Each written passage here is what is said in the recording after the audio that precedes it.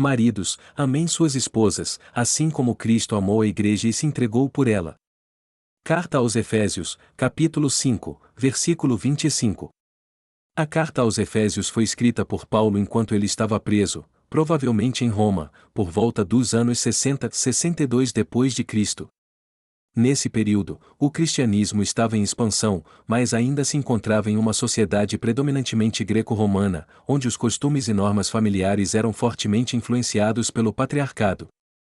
O casamento naquela época, tanto no contexto greco-romano quanto no judaico, era muitas vezes baseado em convenções sociais, contratos e manutenção de status, e não necessariamente em amor e parceria como entendemos hoje.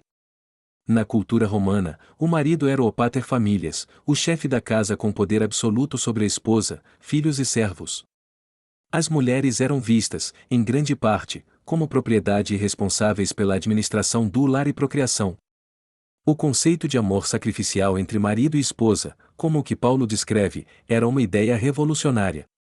Paulo, ao afirmar que os maridos deveriam amar suas esposas da mesma forma que Cristo amou a igreja, se entregando-se por ela até a morte, desafiava diretamente essa estrutura hierárquica, trazendo uma nova visão de relacionamento conjugal baseada no amor altruísta. O conceito de amor que Paulo introduz é o amor ágape, um amor incondicional, sacrificial e voltado ao bem do outro, diferente de outros tipos de amor que eram mais comuns no contexto cultural, como o eros, o amor romântico ou sexual, e o filia, o amor fraternal ou de amizade. Ao usar Cristo como modelo, Paulo eleva o padrão de relacionamento, pedindo aos maridos que tratem suas esposas não como subordinadas, mas como iguais, dignas do mesmo tipo de sacrifício e dedicação que Cristo demonstrou pela igreja. No contexto da igreja primitiva, a relação de Cristo com a igreja era vista como um exemplo supremo de amor redentor e transformador. Cristo deu sua vida pela igreja, não por obrigação, mas por amor profundo, e essa entrega é o que Paulo sugere que os maridos imitem. É uma inversão de poder em uma cultura onde o marido tinha autoridade total sobre a esposa. Paulo está convidando os cristãos a uma nova ética de vida, onde o amor mútuo e o sacrifício pelo bem do outro estão no centro das relações. Ao falar diretamente aos maridos dessa maneira, Paulo reconhece o poder que eles tinham dentro da estrutura familiar da época, mas os convoca a usar esse poder para servir e amar, em vez de dominar. Isso representava uma mudança radical no entendimento cultural e social dos papéis dentro do casamento. No ambiente romano, essas ideias de amor sacrificial e igualitário eram contraculturais, oferecendo uma visão de casamento e relacionamentos que refletia o reino de Deus mais do que as normas sociais de sua época. Paulo, ao escrever ao maridos, amem suas esposas, assim como Cristo amou a igreja e se entregou por ela, está falando de um tipo de amor que vai além do que a cultura daquela época compreendia. O amor que ele menciona é o tipo de amor que se sacrifica pelo bem do outro, sem esperar nada em troca. É como Jesus, que deu sua vida pela igreja, não por obrigação, mas por pura vontade de cuidar e salvar.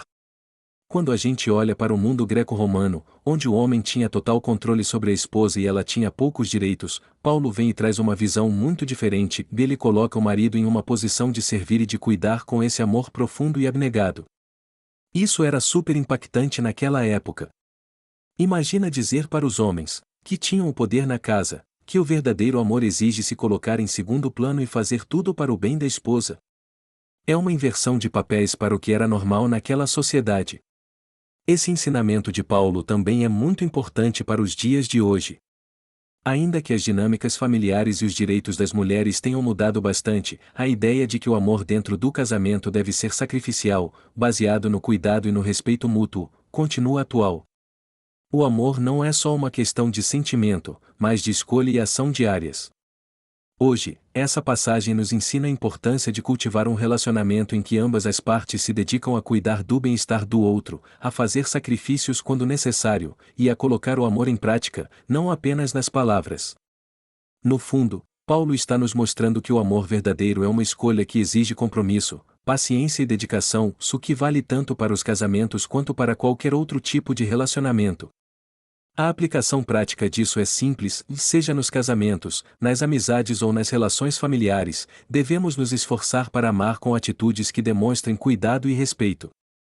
Isso não significa perfeição, mas uma disposição constante de colocar o outro em primeiro lugar, como Cristo fez pela igreja.